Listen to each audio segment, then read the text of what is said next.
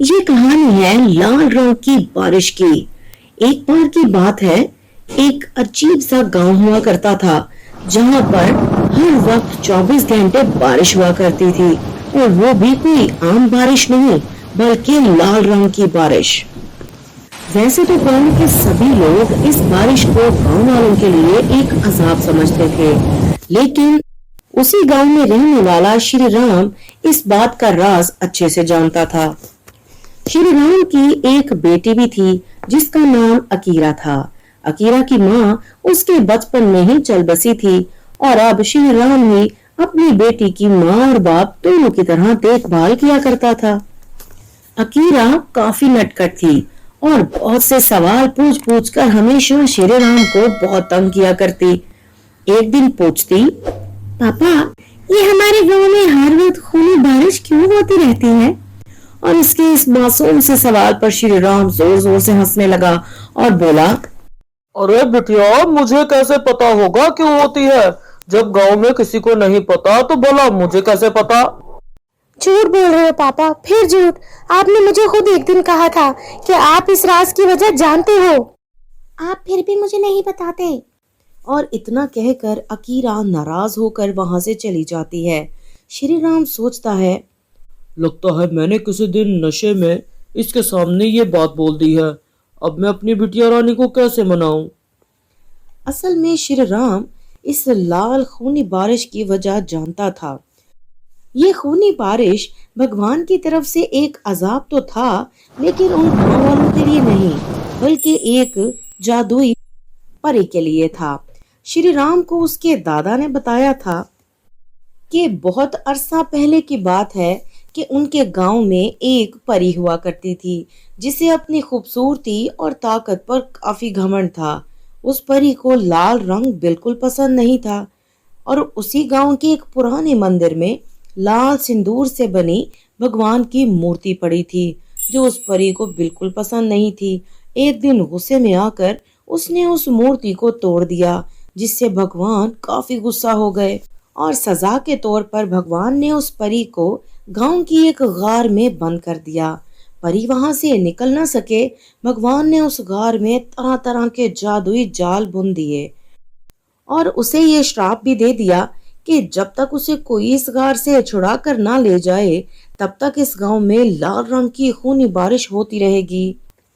श्री राम के दादा को उस गार का नक्शा कहीं से मिल गया था, जो अब तक भी श्री राम के पास बिल्कुल सही सलामत रखा था, लेकिन उसने कभी वहां जाने की सोची भी नहीं थी, क्योंकि उसके दादा की मौत भी वहां जाने से ही हुई थी। यही परेशानी में सोचते हुए श्री राम जब कमरे में गया तो वहां जाकर उसने देखा कि अकीरा उस नक्शे को काफी गौर से पढ़ रही थी। श्री राम ये देखकर बहुत डर गया। उसने जल्दी से अकीरा से वो नक्शा खींचा और उसे खूब डांटा।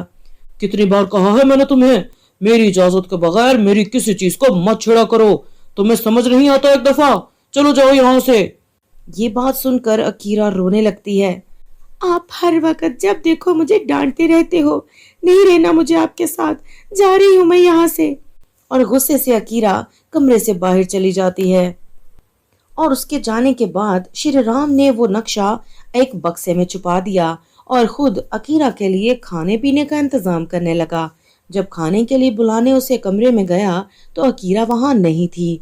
पूरे घर में ढूंढने पर भी अकीरा श्री राम को नहीं मिली। वो घबराता हुआ पूरे गांव में सड़कों पर अकीरा को ढूंढता रहा। तभी उसे याद आया कि अकीरा के पास वो नक्शा था जिसे वो बहुत गौर से देख रही थी। अरे नहीं, कहीं अकीरा उस गार तक तो नहीं पहुंच गई? उसने वो नक्शा देख लिया था।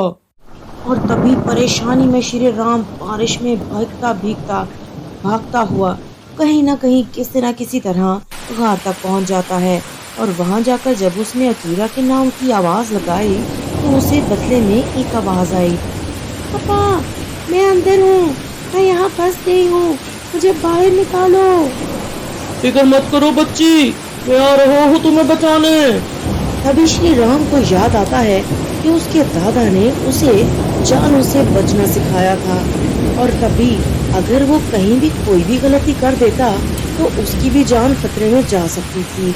लेकिन वो बहुत ही समझदारी के साथ सभी जालों को तय करता हुआ गार में पहुंच जाता है। वहीं उसे तेज चमकदार परी दिखाई देती है। सुनो, आज तुमने मुझे इस दुनिया और मेरी उस बददुआ से मुक्ति दी है। बोलो क्या चाहते हो मुझसे? आप मेरी बेटी को इस जादुई जाल से आजाद करा दीजिए। श्री राम के इतना कहते ही परी ने फौरन उसकी बेटी अकीरा को जाल से आजाद कर दिया और खुद गुफा से बाहर आ गई। परी के गार से बाहर आते ही गांव में खूनी बरसात बंद हो गई और हवा में उड़ते हुए परी गायब हो गई और श्री राम वापिस अपनी बेटी को सही सलामत पाकर बहुत खुश हुआ और उसे लेकर घर वापस चला गया।